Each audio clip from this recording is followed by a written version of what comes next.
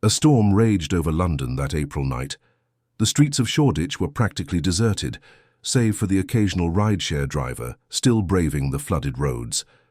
At Santos Repairs Workshop, Roger Almeida counted the last banknotes for the third time, as if the amount could magically increase.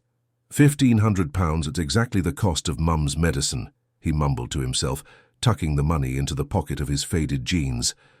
The small workshop, inherited from his father Sebastian 5 years prior, was struggling to stay afloat in that increasingly gentrified neighborhood. The hipsters and trendy new restaurants contrasted sharply with the humble establishment which, despite its peeling paint, maintained a reputation for honesty that stretched back 3 decades. Roger ran a hand through his prematurely graying hair. At 42, his face, etched by sun and worries, made him look older than he was. Mechanical engineering at Imperial College London, a course abandoned in his 3rd year when his mother, Mrs. Teresa, received the diagnosis of a rare autoimmune disease. There was no choice at that moment. As an only child, he took over his father's workshop to support his mother's treatment. A lightning flash illuminated the small office where he was reviewing the accounts. The sound of the rain intensified, drumming on the metal roof. Roger checked his watch, 7:30 p.m. The pharmacy would close at 10 p.m. He had to get the medicine today, as Mrs. Teresa couldn't go a single day without her medication. The characteristic roar of a high-displacement motorcycle interrupted his thoughts. The sputtering sound indicated mechanical problems. Instinctively, Roger stood up and walked to the workshop entrance, where he found a drenched figure pushing a Ducati Panigale V4, a model that cost more than all his possessions combined. "I need help," the woman said, removing her helmet and revealing a face with delicate features and almond-shaped eyes. Her black hair, now soaked, framed a look of evident concern. "You're in luck, ma'am. I was just about to close," Roger replied, helping the woman push the motorcycle inside the workshop. "I'm Roger Almeida. Julia Campbell," she replied, extending a wet hand. "The bike started sputtering on Shoreditch High Street and just stopped. I urgently need it to work. I have unmissable appointments early tomorrow." Roger quickly examined the vehicle, opening the side panel with the precision of someone who knew every screw. "Fuel pump issue. It'll need replacing," he diagnosed after a few minutes. "Unfortunately, I don't have this part in stock. For this imported model, I'll need to order it from a specialized supplier." "And how long would that take?" Julia asked, nervously twisting the sleeve of her leather jacket. "Normally 2 days, but I know someone who can deliver it tomorrow morning with an urgency fee," Roger explained, mentally calculating the costs. "That would be around £1,500, including the part and labor." Julia's face showed momentary relief until she opened her small waterproof bag. Her expression turned to panic. "My wallet. I left it in my other bag," she said, emptying the contents onto the counter. "I only have £450 in cash here." Roger watched the scene with an internal sigh. The woman wore clothes that, even wet, betrayed their quality. The motorcycle was worth more than a small flat in many London neighborhoods, yet something in the genuine desperation of those eyes touched him. "Look, I can cover the cost of the part up front. You can pay the rest tomorrow when you pick up the bike," he suggested, going against all the business rules his father had taught him. "Are you sure? You don't even know me," Julia replied, clearly surprised by the offer. Roger felt the weight of the money in his pocket. Mrs. Teresa's medicine. He still had a client payment due tomorrow. Maybe it would be enough time. "My father always said that a man's greatest asset is trusting people," he replied, trying to convince himself more than her. "I'll call the supplier right now." As Roger made the call, Julia observed the workshop. On the walls, among organized tools, there were old photos. An older man with Roger's same smile, embracing a woman with a kind expression. A younger Roger wearing a lab coat at a science fair. A partially visible certificate from Imperial College London. The rain showed no sign of letting up. When Roger finished the call, confirming the parts delivery for the next morning, he realized he couldn't simply send the woman away in that downpour. "Have you had dinner yet? I have a packed meal my mother prepared. It's nothing fancy, but we can share it," he offered, pointing to a small area with a table and microwave. Julia hesitated for a moment as if evaluating an unusual proposition, but hunger won out. She finally accepted with a timid smile. Sitting at the simple table, sharing a Tupperware container with rice, beans, steak, and salad, the conversation flowed surprisingly easily. Roger spoke of his interrupted dream of becoming an engineer, how he took over the workshop after his mother's illness, and the difficulties of maintaining a small business in the most expensive city in the country. "Don't you regret it?" Julia asked, genuinely interested. "Dropping out of university, I mean." "Sometimes," Roger admitted, serving water in reused jam jars. "But family is family. My mother raised me alone. After my father passed away, it was the least I could do." Something in that man's sincerity made Julia look away, as if his vulnerability exposed something within herself. "And you, ma'am, what do you do for work?" Roger asked. A moment of hesitation. "I work in human resources," Julia replied, stirring her rice with a fork. "At a large company." "It must be interesting dealing with people all day," Roger commented. Julia let out a bitter laugh. "Actually, it's exhausting. Sometimes I feel like a money-making machine. Numbers, targets, results. And at the end of the day, what's left?" The silence that followed was filled by the sound of the rain, now softer. "I'm sorry," she said. "I didn't mean to sound ungrateful. I have a comfortable life. I can't complain." "Everyone can complain," Roger replied with a gentle smile. "Rich, poor, middle class, everyone has their problems." The conversation continued as Roger prepared some coffee. Julia asked about his mother's illness, demonstrating surprising knowledge about medical treatments. Roger spoke of his passion for old motorcycles, which he restored on weekends as a hobby. Around 10 p.m. the rain finally stopped. Julia helped wash the dishes, insisting despite Roger's protests. There was something liberating for her in that simple gesture, far from secretaries, assistants, and employees. "I'll be here at 11 a.m. tomorrow," she promised, accepting the umbrella Roger offered her for the walk to the taxi stand. "I'll pay the rest and an extra for dinner." "No need for any extra," Roger protested. "It was just a simple dinner." "It was the most sincere dinner I've had in years," Julia replied, with an intensity that surprised them both. After she left, Roger remained thoughtful. There was something enigmatic about that woman. He looked at his watch. The pharmacy was already closed. He would have to get Mrs. Teresa's medicine tomorrow as soon as he received payment for the bike. What he didn't know was that that rainy night had changed the course of their lives forever. The next morning, the sun shone over London, as if the previous night's storm was nothing but a distant dream. Roger had arrived early at the workshop, received the part for the Ducati, and worked with concentration on Julia's motorcycle. His movements were precise, the result of years of experience, but his mind wandered back to the previous night's conversation. There was something about the simplicity of that encounter that had left its mark on him. Perhaps it was just the lack of adult conversation that didn't involve overdue bills or his mother's health. Or perhaps it was Julia's gaze, eyes that seemed to carry a story far more complex than that of a simple HR employee. At 10:50 a.m., as he tightened the last screw of the newly installed fuel pump, Roger heard the sound of a powerful engine approaching. It wasn't the characteristic roar of a motorbike, but the soft, unmistakable purr of a luxury car. Wiping his hands on the flannel cloth hanging from his belt, he walked to the workshop entrance. His heart quickened as he saw a black Mercedes-Benz GLE 63 AMG pull up in front of the workshop. The vehicle, which cost more than all the cars he had repaired that month combined, gleamed under the morning sun. The driver's door opened, and to his surprise, Julia stepped out. She was unrecognizable, impeccably styled hair, subtle but perfect makeup, wearing a sophisticated navy blue pantsuit and high heels that probably cost the equivalent of a month's rent for the workshop. "Good morning, Roger," she greeted with a smile, walking confidently towards him. "I'm here as promised. Is the bike ready?"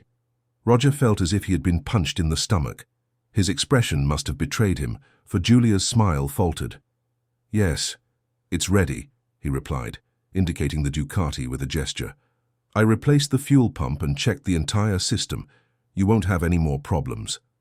Julia took an elegant card holder from her designer bag, extracting a black, limitless credit card. How much is the total? She asked casually. 1,500 as we agreed, Roger replied, his voice colder than he intended. Here you go, she extended the card. You can add another 500 for yesterday's trouble. Roger looked at the card but didn't take it. I prefer cash, he said, remembering that the card machine was faulty, a lie that sprang spontaneously, driven by a wounded pride he couldn't even explain. Of course, Julia agreed, looking slightly uncomfortable. She opened her Italian leather wallet and took out 3 500-pound notes. I hope I haven't caused too much inconvenience. Roger took the money without counting it, putting it in his pocket. No inconvenience at all.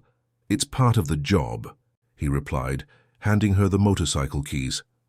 Everything's in order. An awkward silence settled between them. Julia seemed to want to say something more but hesitated. Roger, for his part, struggled against a mixed feeling of disappointment and anger.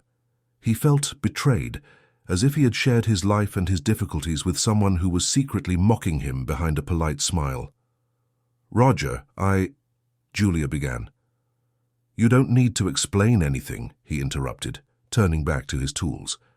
The client is satisfied, the service is paid, our business is concluded. It's not like that, she insisted, following him. Into the workshop.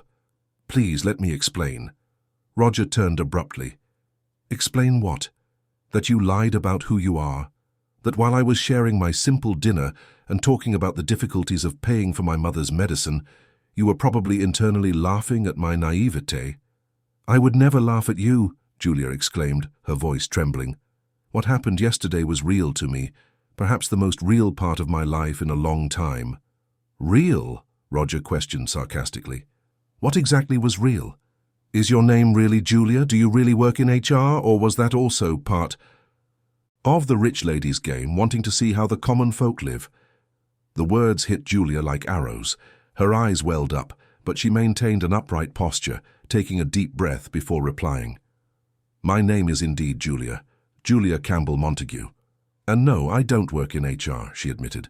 I am the CEO of the Montague Investment Group. The impact of the revelation made Roger take a step back. The Montague Group was one of the largest business conglomerates in the country, with operations in various sectors, from civil construction to technology.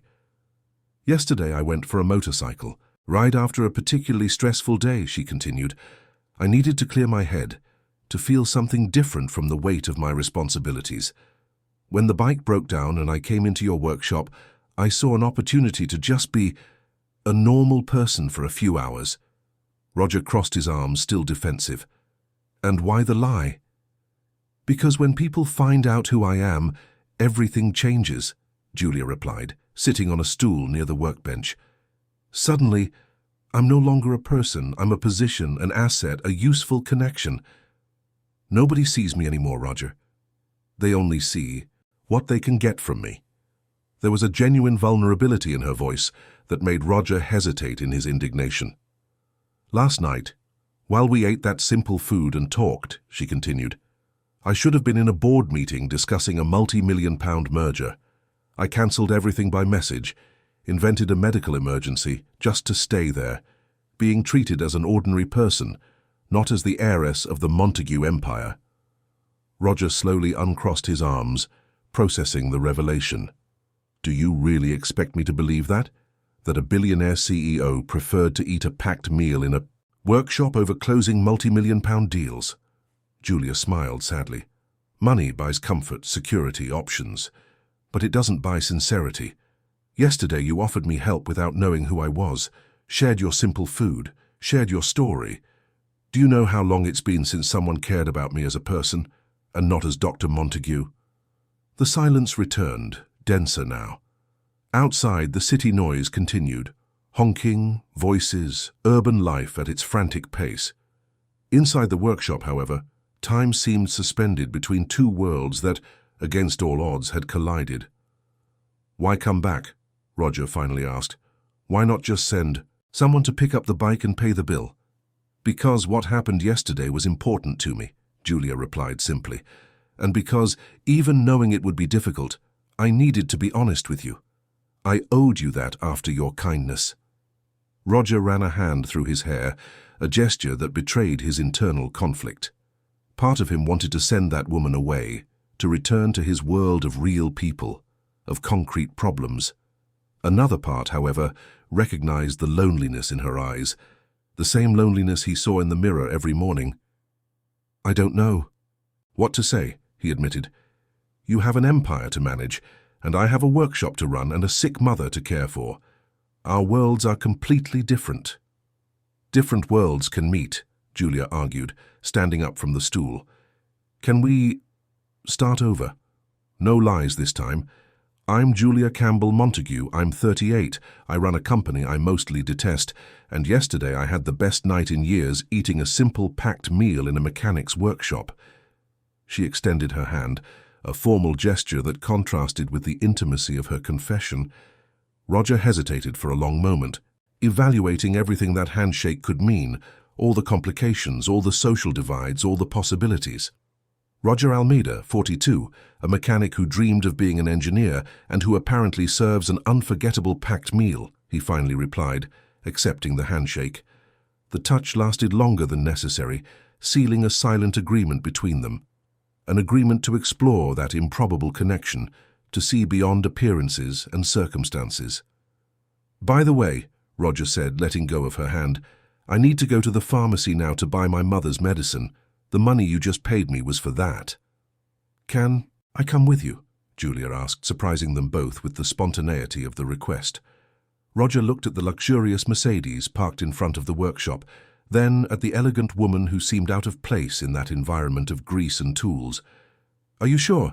The pharmacy is in the neighborhood. We can walk. It's not exactly the environment you're used to." "I'm trying to get used to new things," Julia replied with a genuine smile. "Besides, I've been walking in heels since I was 15. A walk won't kill me."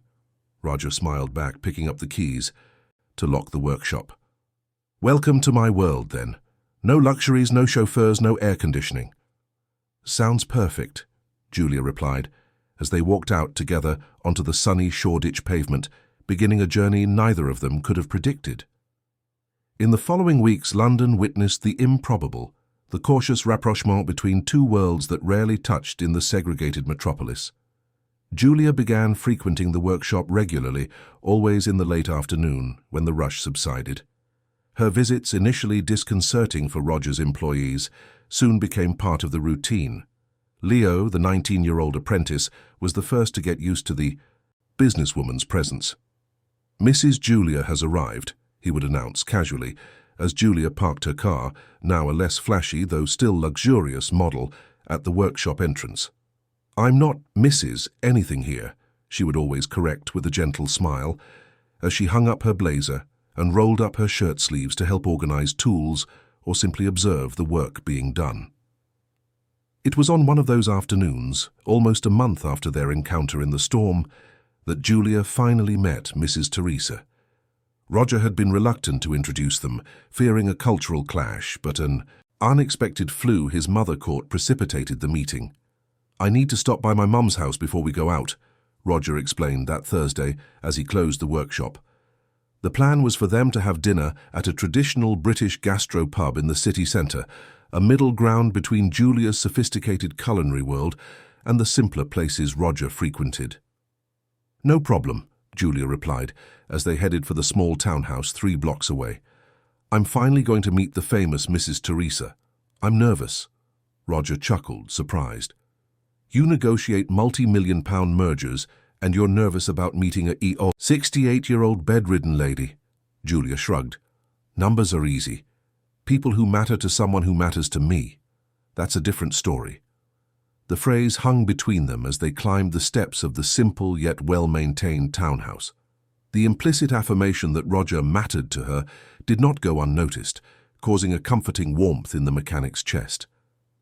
Mrs. Teresa was sitting in the armchair in the small living room, covered by a colourful crocheted blanket, watching her 7 o'clock soap opera. Seeing her son accompanied, her tired eyes gained a sparkle of curiosity.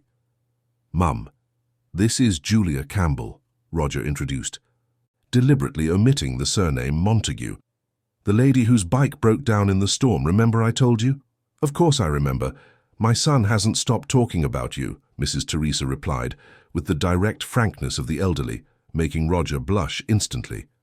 "So you're the young lady hanging out with my son when he should be looking for a wife?" "Mum," Roger protested, embarrassed. Julia laughed genuinely. "It's a pleasure to meet you, Mrs. Teresa. Your son is an extraordinary man. You did an excellent job raising him." Julia's sincerity disarmed Mrs. Teresa, who examined her with new eyes. "You don't seem like the type of girl who rides motorcycles around." "Appearances can be deceiving," Julia replied, sitting on the arm of the sofa next to the armchair. "In fact, riding a motorcycle is sometimes the only freedom I have left." Something in the vulnerability of that confession touched Mrs. Teresa, who extended her wrinkled hand to touch Julia's well-manicured one. "You have sad eyes for someone so beautiful." The perceptive observation caught Julia by surprise. Roger, sensing the delicate moment, intervened. "I'll prepare some tea for you, Mrs. Teresa, and get your medicine. You two can talk." When he returned to the living room 15 minutes later, he found Mrs. Teresa and Julia leaning towards each other, conversing in low voices like old friends. His mother was showing off the family photo album, the most precious treasure in the house, and Julia seemed genuinely enchanted by the stories behind each yellowed image. "Look at him at 12, winning the math medal," Mrs. Teresa exclaimed, pointing to a photo of young Roger, proudly holding a certificate. "Always been intelligent," Julia commented, looking at Roger with a warm smile. "You can see it in his eyes." Dinner at the restaurant was cancelled that night. Instead, Julia insisted on preparing something for the three of them in the small kitchen of the townhouse. Roger watched, fascinated, as she navigated the modest space with surprising ease, preparing a simple yet delicious meal with the few ingredients available. "Where does an executive learn to cook like that?" he asked, as he helped her wash the dishes after dinner. Mrs. Teresa had already retired to her room, but not before giving Julia a tight hug and whispering something in her ear that made her smile. "I grew up in the kitchen of our house in rural Pennsylvania before my father's empire took off," Julia confessed, wiping a plate. "Mom believed every woman should know how to cook, regardless of how many employees she had. She said that food made with one's own hands carries an affection that no money can buy." That night something changed between them. The invisible barrier that still existed, made of preconceptions, fears, and different worlds, began to dissolve irreversibly. In the following weeks, a routine was established. Julia started working remotely on Fridays from a small apartment she kept downtown as a pied-à-terre to be able to spend more time in Greenwich Village. She visited Mrs. Teresa regularly, bringing books and magazines to entertain the old lady on good days and offering silent company on bad days, when her illness left her more debilitated. Roger, in turn, discovered facets of Julia he never imagined existed behind the facade of the powerful executive. He discovered her taste for Russian literature, her surprising ability to fix small appliances, her irrational fear of cockroaches, her uncontrolled laughter when she was truly amused. So different from the polite smile she displayed in corporate photos. On a particularly sunny Sunday, 2 months after that stormy night, they decided to have a picnic in Central Park. It was there, sitting on a checkered blanket, watching families and couples enjoying the day, that the conversation took a more serious turn. "I spoke with my mother's doctor yesterday," Roger commented, his voice carrying ill-disguised concern. "He suggested an experimental medication for her condition. It could stabilize her symptoms for much longer." Julia immediately realized what lay behind that information. "But the health insurance doesn't cover it." "No," he confirmed with a sigh. "It's imported. Costs almost $20,000 a month. Simply impossible." Julia bit her lip, carefully choosing her words. She knew that for Roger, proud and independent, offering money would be an insult. Their relationship, still fragile in many ways, might not survive such a gesture, however well-intentioned. "I know someone at the FDA," she finally said. "There are expanded access programs for drugs in the final stages of approval. Patients with cases like Mrs. Teresa's might qualify for clinical trials where the medication is provided free of charge." Roger's eyes shone with contained hope. "That would be... Do you think it's possible?" "I can't promise anything," Julia replied honestly. But I can try. I have some contacts in the pharmaceutical industry too. The following week, Julia mobilized her network of contacts with the same determination she applied to the most important corporate negotiations. Calls were made, meetings were scheduled, documents were reviewed by her legal team. 10 days later, Mrs. Teresa was accepted into a clinical study program for patients with her rare condition. The experimental medication would be provided free of charge for at least a year, with the possibility of extension. When Roger received the news, he was in the workshop, changing the oil of an old car. Julia appeared without warning, hurrying in, holding an envelope. "It worked," she announced without preamble. "Your mother was accepted into the program." Roger dropped the tool he was holding, staring at her in disbelief. Without caring about the grease on his hands, he pulled Julia into a tight hug, lifting her off the ground. When he put her back down, their faces were too close, their breaths ragged with the emotion of the moment. "You're incredible," he murmured. "I don't know how to thank you." "I didn't do anything anyone with the same resources wouldn't do," she replied, her hands still on his shoulders. "That's exactly it," Roger disagreed. "Most people with your resources wouldn't give a damn about a mechanic from Greenwich Village and his sick mother." Julia's eyes moistened. "You still don't understand, do you? I'm not here for your problems or because I feel sorry for you or for some savior complex. I'm here for you. For us." The raw sincerity of that declaration hit Roger like a wave. All the barriers, all the fears, all the differences he had used as a shield melted in that instant. That same night, after visiting Mrs. Teresa to give her the good news about the treatment, they walked hand in hand through the neighborhood streets. They stopped in front of a small square where an old guitarist played popular American folk songs. Roger let go of Julia's hand, only to reach into his jacket pocket. When he opened his palm, there was a small, simple silver ring with a modest blue stone. "It was my grandmother's," he explained, visibly nervous. "It passed to my mother, who gave it to me when I turned 30, saying I should give it to the woman who transformed my world."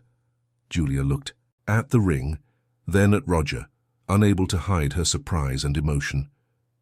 "It's not a diamond. It didn't cost 3 months' salary. It won't impress anyone in your social circle," he continued. "But it carries my family's history and all the love I can offer." "Roger, marry me," he said, the words coming out as a declaration and not a question. "Marry me, and let's build a bridge between our worlds." Tears streamed freely down Julia's face now. For a terrible moment, Roger feared he had made the biggest mistake of his life, overstepped all boundaries. Then she extended her left hand, trembling. "Yes," she simply replied. "Yes, I will." The ring slid perfectly onto her finger, an unlikely symbol of an even more unlikely union. Embraced under the soft glow of the square's streetlights, to the sound of the street musician's guitar, they sealed their promise with a kiss that defied all odds and social conventions. What they didn't know, as they lost themselves in that moment of pure happiness, was that their greatest challenge was just beginning. For building a bridge between worlds would require much more than love. It would require courage to face prejudices, traditions, and powerful interests that would do everything to keep them apart. The news of the engagement between Julia Campos Montero and Roger Almeida spread like wildfire through New York City's social and business circles. Financial newspapers published discreet notes, while society columns openly speculated about the CEO and the mechanic's fairy tale. On Instagram, photos of the couple leaked by workshop clients went viral, generating thousands of comments, some romantic, others cruel in their insinuations about Roger's intentions. "Don't pay attention to it," Julia advised, deleting social media apps from Roger's phone. Empty people fill their time with speculations about others' lives. But the real test would come the following Sunday, when Julia would finally introduce her fiancé to her family. The Montero mansion occupied a 5-acre plot in the exclusive Upper East Side neighborhood. Surrounded by high walls and an embassy-worthy security system, the property boasted meticulously maintained gardens, an Olympic-sized swimming pool, and an underground garage where Anthony Montero's, the family patriarch's, impressive car collection rested. "You don't need to be nervous," Julia tried to reassure Roger as the car approached the imposing entrance gate. "They're just people. People who control half the US economy," he replied, adjusting for the 10th time the tie Julia had insisted he wear. "Forget business. Today we're just a family having Sunday lunch," she smiled, squeezing his hand. "Besides, my father started from scratch. He'll respect your story." Julia's optimism proved excessive in the very first minutes of the encounter. Anthony Montero, a 68-year-old man with a military bearing and penetrating gaze, barely shook Roger's hand before delivering the first thrust. "So you're the mechanic who fixed my daughter's motorcycle, and now wants to fix her life too?" he asked bluntly, as he gestured to the seats in the luxurious living room. "Father," Julia protested. "Sir, I apologize," Roger replied with surprising calm, "but I don't see anything broken in your daughter's life that needs fixing. I'm here because we fell in love, simple as that." Anthony raised an eyebrow, clearly surprised by the direct answer. Before he could reply, Martha Montero, Julia's mother, entered the room. Unlike her husband, she greeted Roger with a warm hug. "We finally meet the man who made our Julia abandon that office on weekends," she said with genuine sympathy. "Welcome to our home." Lunch proceeded in a tense atmosphere. Sitting at the dining table that could easily accommodate 20 people, Roger tried to focus on the etiquette rules Julia had hastily taught him. Which fork to use for the salad? When was it appropriate to drink the wine? Every gesture he made was observed with microscopic attention by Anthony, who occasionally exchanged significant glances with Richard, Julia's older brother, an executive at the Montero Group. The conversation revolved around seemingly innocuous topics: politics, the financial market, the latest cultural releases, but each theme seemed carefully chosen to highlight the social and educational abyss between Roger and the Montero family. "And what do you think of the Federal Reserve's new interest rate policy, Roger?" Richard asked at one point, with a smile that didn't reach his eyes. "I think it benefits those who already have accumulated capital and harms small business owners like me," Roger replied sincerely. "At the workshop, we feel the direct impact when clients postpone preventive maintenance because their family budget is tight." His simple yet insightful answer caused a brief silence at the table. Julia smiled proudly, squeezing his hand under the Egyptian linen tablecloth. It was during dessert that Anthony finally addressed the elephant in the room. Placing his silver spoon beside the crème brûlée ramekin, he looked directly at Roger. "Let's be frank," he said, his voice controlled but firm. "My daughter is worth approximately $2 billion. She is a majority shareholder in companies that employ over 15,000 people. Do you truly believe you are in a position to offer her an adequate life?" "Father, this is completely unnecessary," Julia interjected, her face flushed with anger. Roger gently placed his hand on her arm, indicating he could answer for himself. He faced Anthony directly, without intimidation. "Mr. Montero, with all due respect, your daughter is not property whose value can be calculated in dollars. If we're talking about money, then no, I cannot offer mansions or private jets. But if we're talking about life, about happiness, about partnership, I believe I can offer something she values much more." Anthony smiled, but there was no warmth in his expression. Pretty words, conveniently romantic for someone interested in the Montero fortune. Roger felt the blood rush to his face. He took a deep breath, controlling himself. "I understand your concern. In your position, I would probably think the same." He calmly stood up, surprising everyone at the table. "Therefore, I want to propose something. I am willing to sign a prenuptial agreement waiving any cent of your daughter's fortune, both during her lifetime and in case of separation or death. Not a single dollar." The room plunged into absolute silence. Julia looked at Roger with a mixture of shock and admiration. Martha Montero brought a hand to her lips, surprised. Richard exchanged a confused glance with his father. "That's not necessary," Julia began, but Roger gently interrupted her.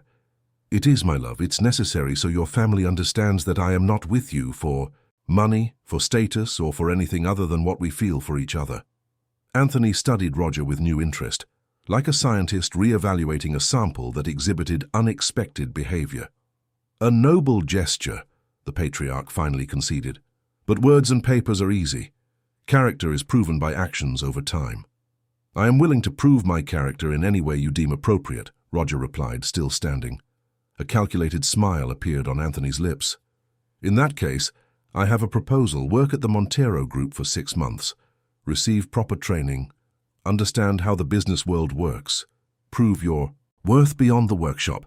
If at the end of that period you demonstrate aptitude and commitment, I will reconsider my position on this relationship.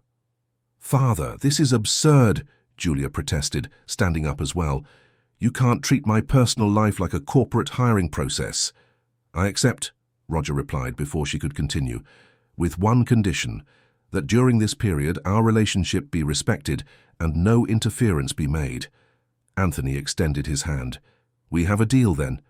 When they left the Montero mansion hours later, a heavy silence filled the car. Julia drove, her knuckles white from gripping the steering wheel so tightly. You didn't have to accept that, she finally said when they stopped at a red light. My father doesn't have the right to test you as if you were a product under warranty.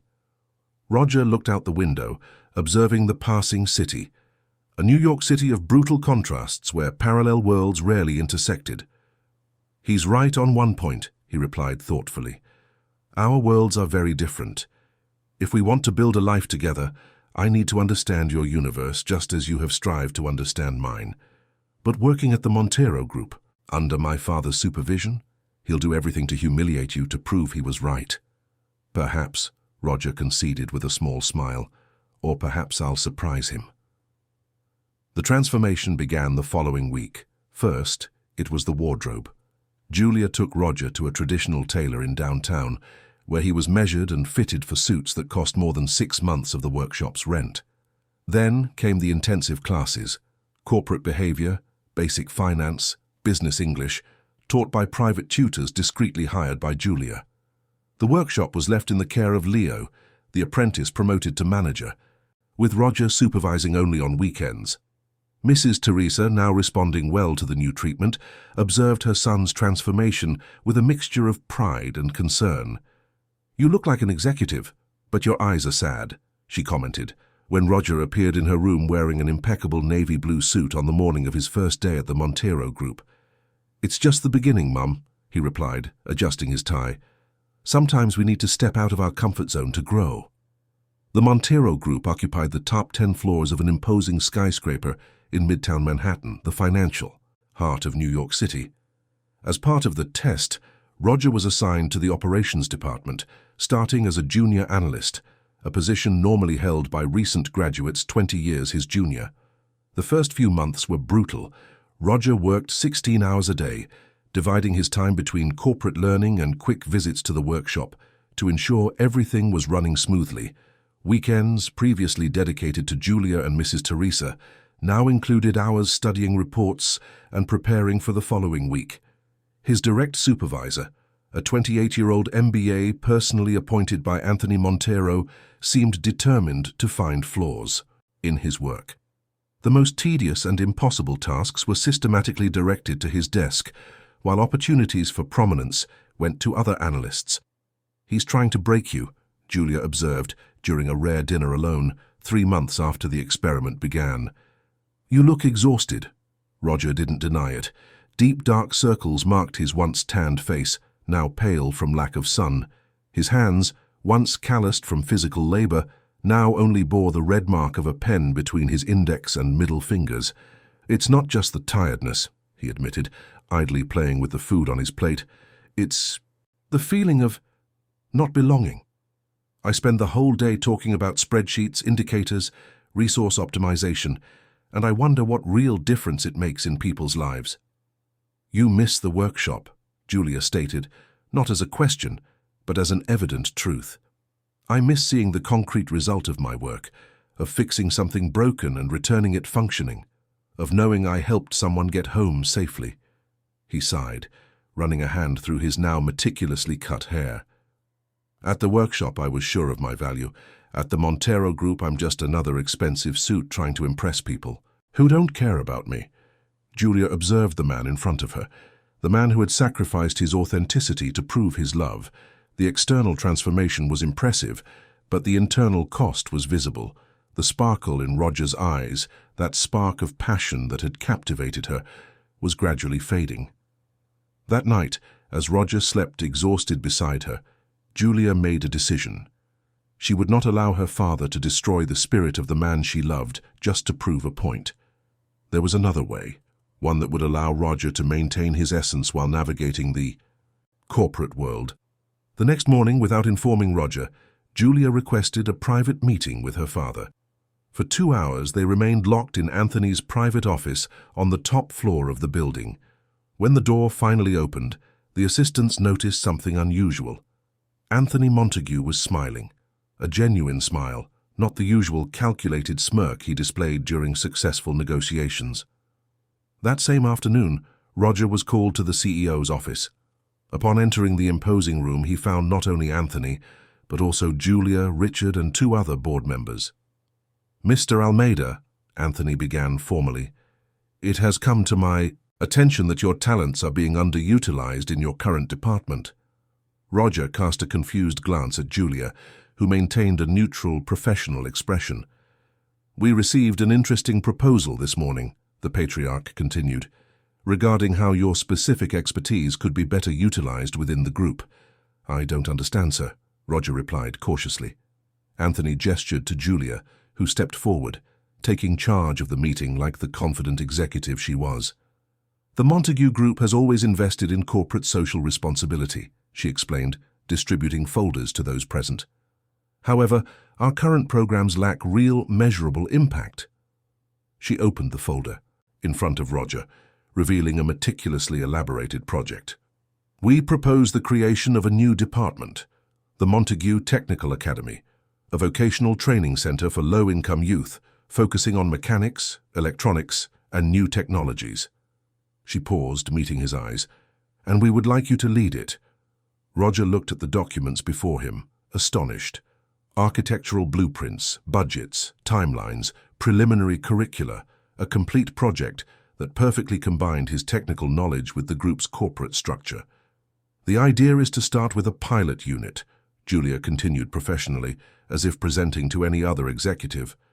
"Interestingly, we've identified an ideal location for it, next to Santos Auto Services in Greenwich Village.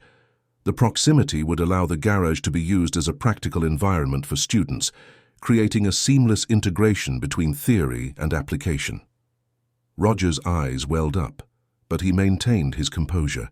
He immediately understood what Julia had done, created a perfect bridge between his 2 worlds, a way for him to maintain his identity while still navigating the corporate universe. "The project seems interesting," he commented, recovering his voice, "but certainly costly. What would be the return for the group?" The question, purely corporate in nature, surprised Anthony, who exchanged an approving look with his son, Richard. "That is precisely the question we expect you to answer over the next 3 months," the patriarch replied. "Consider this your final project before the conclusion of our agreement. Develop a comprehensive business plan demonstrating the economic viability and social return of this investment." When Roger left the meeting room, carrying the folder with the project, he felt as if an enormous weight had been lifted from his shoulders. In the elevator, Julia accompanied him, maintaining a professional distance until the doors closed, leaving them alone. "It was you," he said simply. "You did this." Julia allowed a small smile to form on her lips. "I just showed my father where our interests align. The rest is up to you." Roger squeezed her hand discreetly, a gesture that carried more gratitude and love than any words could express. The elevator doors opened, and they went their separate ways in the corporate lobby, for now still inhabitants of different worlds, but with the first cornerstone of a solid bridge between them finally laid. The following 3 months witnessed a remarkable transformation in Roger, not the superficial transformation imposed by expensive suits and corporate jargon, but a genuine metamorphosis that united the best of his 2 worlds. With the garage as his laboratory and the academic knowledge acquired in recent months, he immersed himself wholeheartedly in the Montague Technical Academy project. The small office assigned to him on the 30th floor of the headquarters quickly transformed into an organized chaos that disconcerted traditional executives.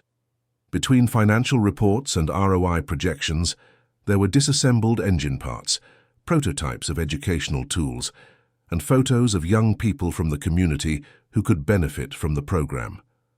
"This looks more like a garage than a corporate office," Richard Montague commented one afternoon, visiting the space unannounced.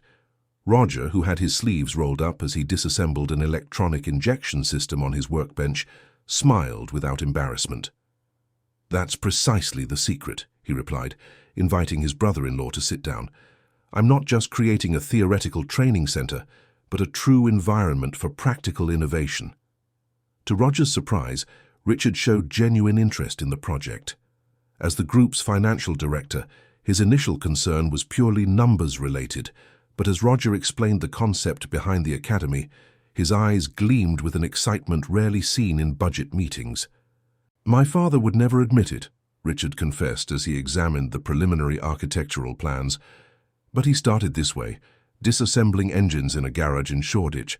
His first business was a small general repair shop, long before the real estate empire and investments." This revelation was a turning point for Roger. Understanding that the imposing Anthony Montague had started from similar origins completely changed his perspective on the test imposed by the patriarch. It wasn't just a cruel ordeal, but a mirror of his father-in-law's own journey. In the following weeks, Roger worked tirelessly on developing the business plan. During the day, he navigated between meetings with potential corporate partners, architects and vocational education specialists. At night, he returned to the garage in Greenwich Village, where he implemented small changes that would serve as a pilot for the larger project. Leo, the young apprentice, became his first success story. At just 19 years old and with an incomplete high school education, the young man had learned the mechanic's trade out of necessity, supporting 3 younger siblings after his father's passing. Roger encouraged him to resume his studies in the evenings, while during the day he applied a structured, technical curriculum blending theory and practice. "You're turning my garage into a classroom," Mrs. Teresa observed during a visit, visibly stronger thanks to the new treatment. Her tone, however, was not critical but admiring. "I'm transforming knowledge into opportunity, Mom," Roger replied, showing her Leo's notebook filled with precise diagrams and calculations the young man had never imagined himself capable of performing.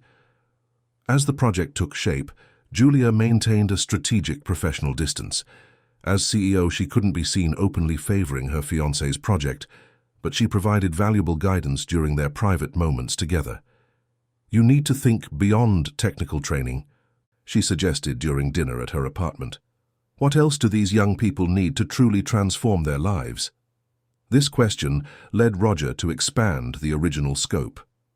In addition to mechanical and technological skills, the curriculum now included modules on entrepreneurship, basic financial management, and professional communication. The idea was not just to train technicians, but future entrepreneurs and leaders capable of replicating knowledge in their communities. 2 weeks before the final presentation to the board, when the project seemed finally consolidated, an unexpected obstacle arose. The owner of the land adjacent to the garage, who had verbally agreed to sell it for the academy's construction, backed out after receiving a superior offer from a pharmacy chain. "It's an almost 40% increase over market value," Roger explained to Julia, visibly disheartened. "Economically, it doesn't make sense for the group to pay that inflated price. I'll have to find another location, which would mean redesigning the entire concept of integration with the garage." Julia observed her fiancé for a long moment, realizing how much he had matured in recent months. Before, Roger would have reacted with emotional frustration. Now he analyzed the problem through a business lens, seeking viable alternatives. "What if we didn't need the adjacent land?" she suggested, an idea forming in her creative mind. "What do you mean?" "What if, instead of expanding horizontally, we expanded vertically?" The next morning, Roger met with the project architect. Instead of a new building adjacent to the garage, they developed a revolutionary concept: the transformation of the Santos Auto Services workshop itself into a 3-story multifunctional space. The ground floor would remain an operational garage, The second floor would house classrooms and theoretical laboratories, and the third floor would be a co-working space for innovation projects and startups incubated by the program. This isn't just a solution to the land problem, Roger explained excitedly as he showed the new plans to Richard. It's a much more integrated concept, where theory and practice happen in the same environment. Students will literally have to climb stairs from the practical world to the theoretical, and vice versa, several times a day. The project's reformulation required sleepless nights and the mobilization of the entire team. But 1 week before the scheduled date for the board presentation, the revised business plan was complete, stronger and more innovative than the original version. The evening before the presentation, as Roger reviewed his slides one last time at Julia's apartment, a video call interrupted his concentration. It was Leo, euphoric, holding a paper that shook frantically in front of the camera. "I did it, boss. I passed the applied math test. I got an 8.5. The pride Roger felt at that moment confirmed everything he had built in recent months. It wasn't just a corporate project or a strategy to impress his future father-in-law. It was his true calling. "That's fantastic, Leo. I knew you could do it," he replied, genuinely happy for the young man. When he ended the call, he found Julia watching him with tears in her eyes. "What's wrong?" he asked, concerned. "You've finally found your place," she replied, emotional. "Neither in the garage working alone, nor in the corporate world following orders. Your place is building bridges, Roger. Bridges between knowledge and practice, between opportunity and talent." The next morning, the board meeting room was intimidatingly full. In addition to the regular members, Anthony Montague had invited important shareholders and even government officials. The message was clear. This would not be a common presentation, but a true test under pressure. Wearing a suit, that now seemed a natural part of his personality, not a disguise. Roger began his presentation with something unusual, a video of Leo explaining how an electronic injection system worked, using precise technical terminology he would never have mastered without the methodology Roger developed.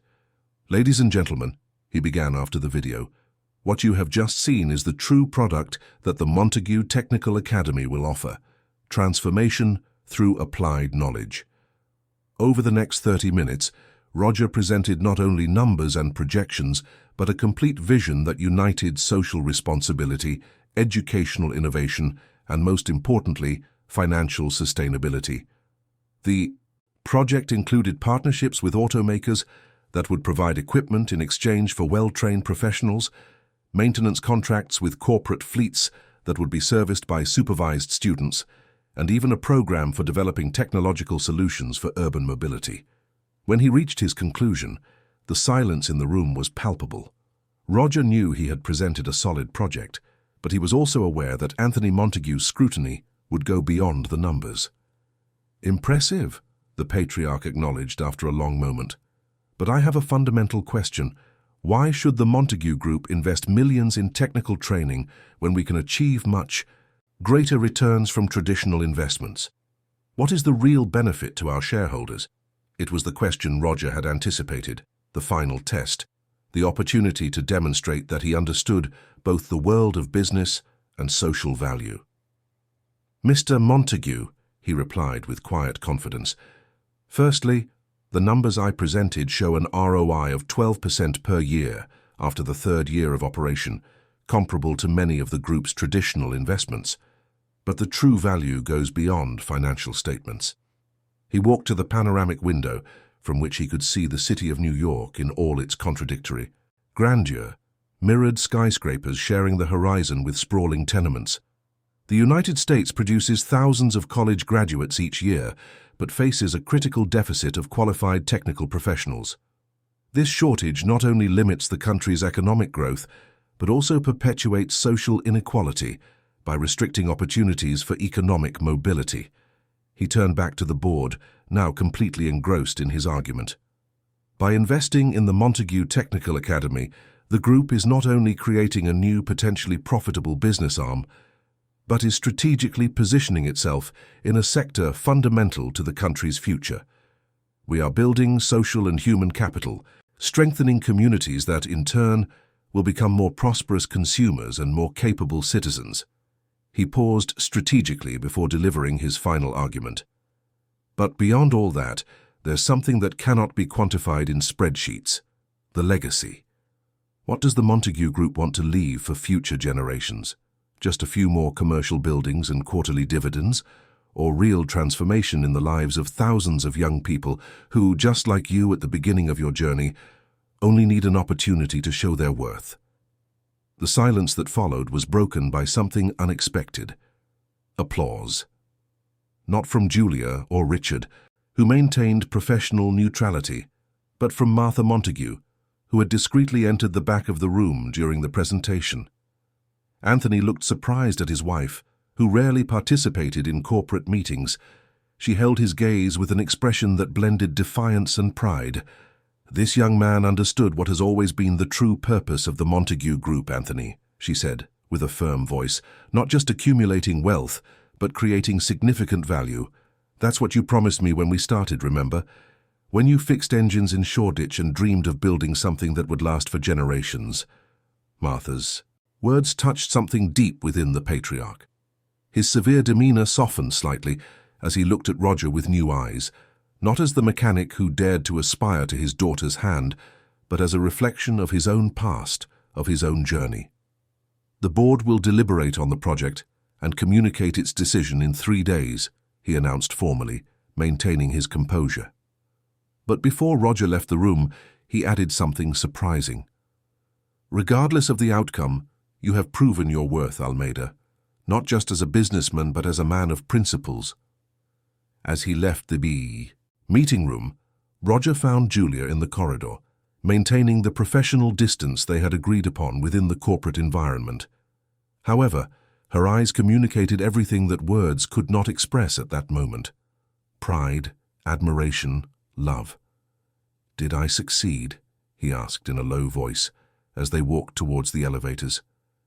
"You did more than that," she replied discreetly. "You made him remember who he really is." 3 days later, in the small office that served as Roger's workspace, the phone rang precisely at 10 a.m. It was Anthony Montague's assistant, summoning him to an immediate meeting in the president's office. With a pounding heart, but the calm conscience of someone who had given his best, Roger adjusted his tie, a gesture he now performed naturally, and headed to the top floor, where the future of the Montague Technical Academy and, more importantly, the future of his relationship with Julia would finally be decided. When Roger entered the president's office, he found only Anthony Montague, sitting not at the imposing meeting table, but in one of the armchairs in the small lounge area in the corner of the room. The patriarch gestured for him to sit opposite him. Between them on the coffee table lay a leather folder and an old wooden box. "Coffee?" Anthony offered, with an unprecedented informality. "Yes, thank you," Roger replied, trying to decipher the meaning of this atypical reception. As Anthony poured 2 cups, Roger noticed that the man seemed different. It wasn't just the absence of his tie or his jacket hanging on the back of the chair. It was something in his eyes, a softness that hadn't been present in their previous encounters. "Before we talk about the project," the patriarch began after a sip of coffee, "I want to tell you a story. In 1972, I was 15 years old and worked as a cleaner in a mechanic's garage in Shoreditch. The owner, a Portuguese man named Manuel, noticed my interest in engines and started teaching me the trade after hours." Roger listened intently, surprised by the personal revelation. "By 18, I was already the best mechanic in the area. At 20, I secured a loan to open my own garage.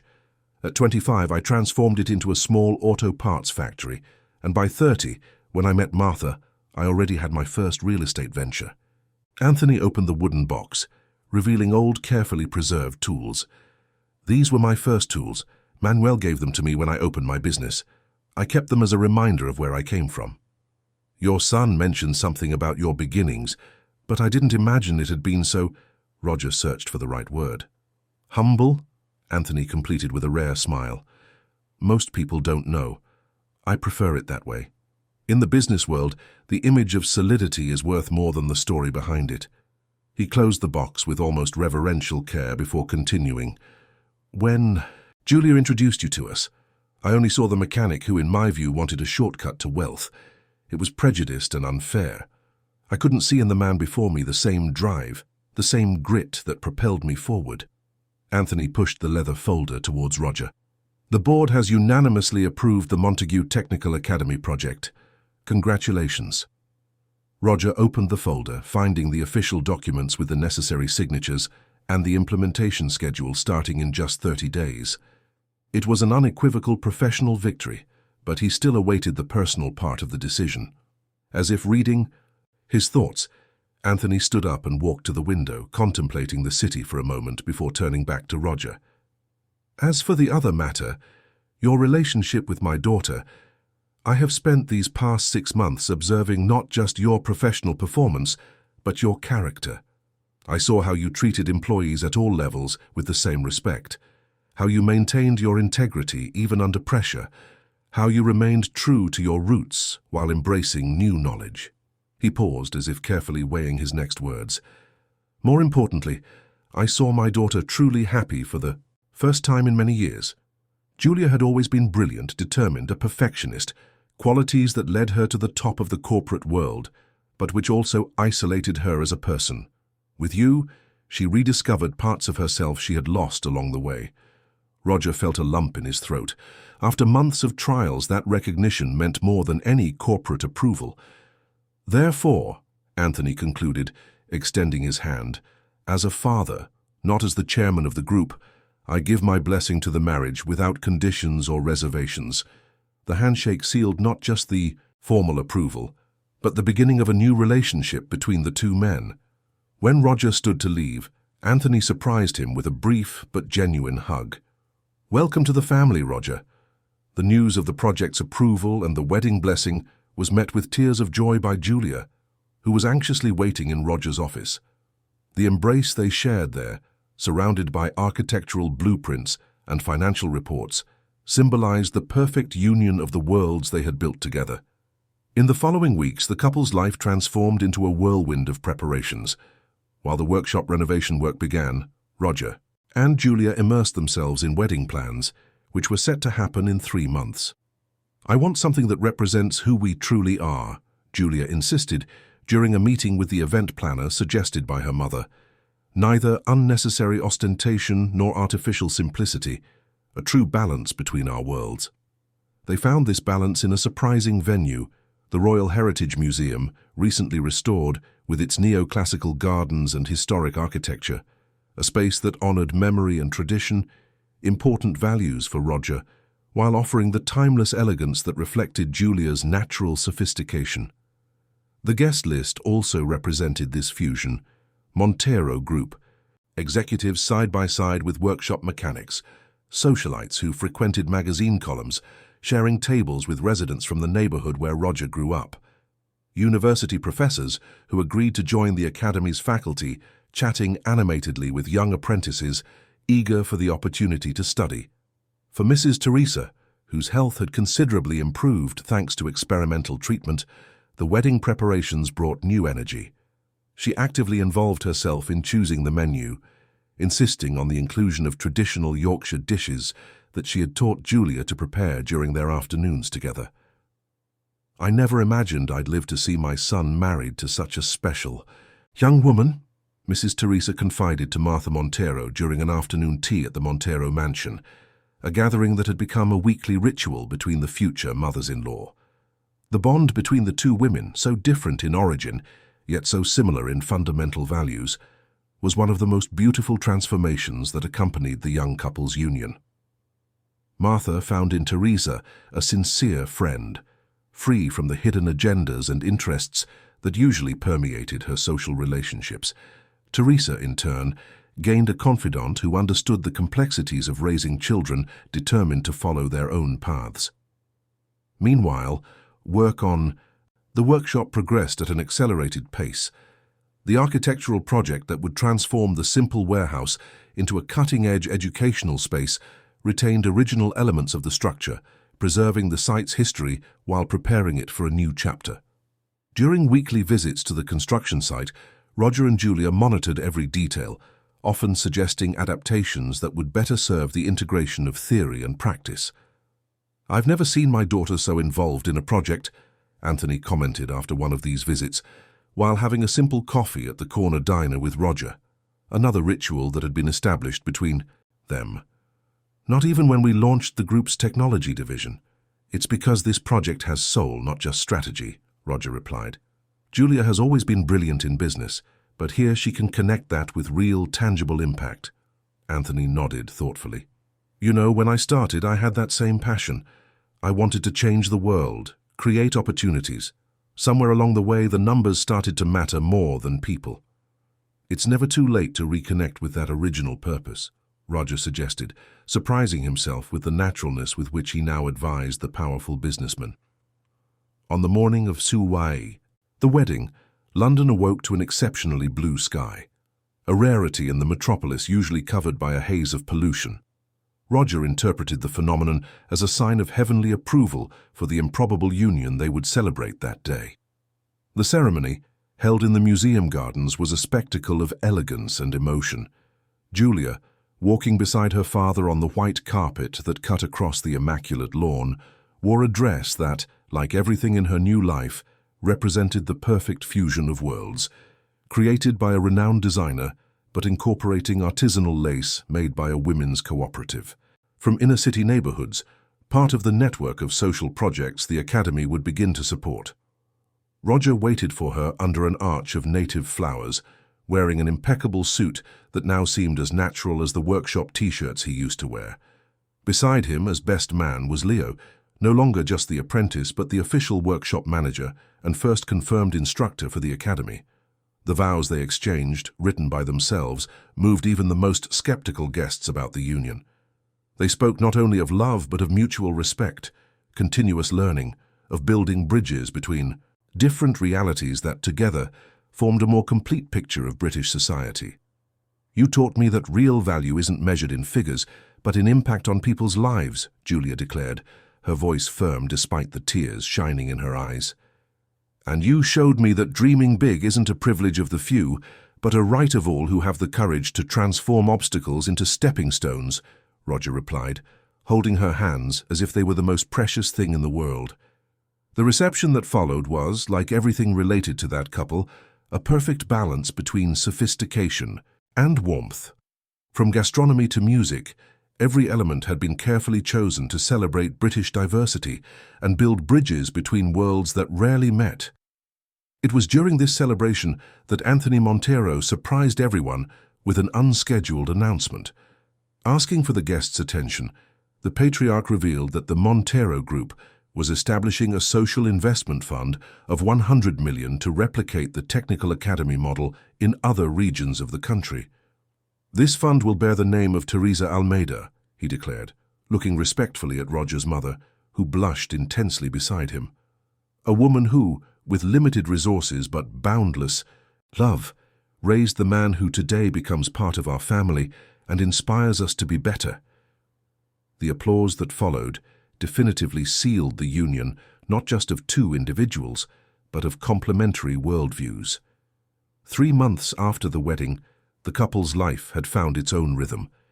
They settled in a house in Hampstead, neither the ostentatious mansion that would symbolize only Julia's world, nor the modest apartment that would represent only Roger's roots, but a space they had chosen and decorated together, creating something entirely new. Mrs. Teresa, now considerably recovered thanks to experimental treatment, occupied the guest house on the same property, preserving her independence while maintaining the family closeness they so valued. Julia continued as CEO of the Montero Group, but had delegated several operational responsibilities to dedicate herself to strategic projects, especially those related to corporate social responsibility.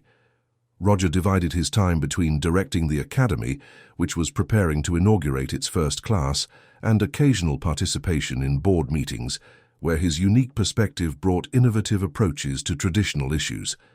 It was on a Sunday afternoon, as they supervised the final details of the Academy before its inauguration scheduled for the following week. Coincidentally, on the anniversary of Roger's father's passing, that Julia felt her first contraction. "I think it's just tiredness," she insisted, who was in her 8th month of a surprisingly calm pregnancy. There are still 4 weeks to go. Roger, however, immediately recognized the situation. This baby is like us. It doesn't follow conventional schedules, he joked, hiding his concern as he gently led her to the car. At the hospital, they confirmed what Roger already suspected. Labor had started prematurely. The following hours were a roller coaster of emotions. Unexpected complications arose, requiring an emergency C-section. Throughout the entire process, Roger did not leave Julia's side for a minute, holding her hand, encouraging her, being her rock while doctors worked to ensure the safety of mother and daughter. "I've never been so scared in my entire life," he would later confess to Leo, who was anxiously waiting in the waiting room with the entire family. "There I realized that all accomplishments, all projects, all the money in the world mean nothing if we don't have the people we love by our side." After hours of anguish, the newborn's strong cry echoed through the delivery room, bringing relief and jubilation. Claire Teresa Almeida Montero came into the world as a true synthesis of her parents' worlds. Small but strong, delicate but determined, with Julia's keen eyes and Roger's generous smile. When the family gathered to meet the newest member, the moment was one of almost transcendental happiness. Mrs. Teresa, emotional upon discovering that her granddaughter bore her name, couldn't hold back tears as she held the tiny bundle in her arms. Anthony Montero, the powerful businessman known for his toughness, was caught whispering sweet words to his granddaughter, promising her the world. A week later, with Julia and the baby, still in the hospital but out of danger, Roger insisted on keeping the Academy's inauguration date. "It's what Julia would want," he stated with conviction. "These two dreams were born together. It's fitting that they come true together." The inauguration ceremony, more modest than initially planned due to the circumstances, was attended by the 50 young people selected for the first class, all from low-income communities in the region. Among them were 3 of Leo's younger siblings, perfectly symbolizing the intergenerational impact the project aimed to achieve. Roger led the ceremony with the same passion and eloquence that had impressed the board months earlier. As he cut the inaugural ribbon, he was surrounded not by executives or authorities, but by the students themselves, the true protagonists of that story. "The Montero Technical Academy is born today with a simple yet profound mission," he declared to those present and to the cameras broadcasting the event: "to build bridges. Bridges between theoretical knowledge and practical application, bridges between opportunity and talent, bridges between worlds that, although they seem distant, have much to offer each other." He looked at the camera, knowing Julia would be watching from the hospital. "Just like little Claire, born a few days ago, this academy represents the union of the best of 2 worlds, and just like her, we hope it will grow strong, determined, and committed to a fairer and more integrated UK." As the young students excitedly explored the new facilities, Roger briefly withdrew for a video call with Julia, who had watched everything from her hospital room, with Claire sleeping peacefully in her arms. "We did it, my love," she said, her face radiant despite her obvious fatigue. "When that storm made me stop at your workshop, I never could have imagined where we would end up." "The best part is this is just the beginning," Roger replied, his heart overflowing with gratitude and hope. "We have a whole life ahead of us, and now a £7 reason to make it even more extraordinary." As he hung up the call to return to the ceremony, Roger reflected on the improbable journey that had brought him there, from the humble workshop to the boardroom, from anxiously counting every pound to buy medicine to creating opportunities for hundreds of young people, from a casual encounter on a stormy night to building a family that transcended social barriers. Life, he concluded, was like the engines he had spent his life repairing, complex, sometimes unpredictable, but capable of generating strength and movement when all parts work in harmony, each fulfilling its unique purpose in the greater whole. And just as in engines, the most powerful sparks often arise from the improbable meeting of different elements, creating the combustion that moves the world forward.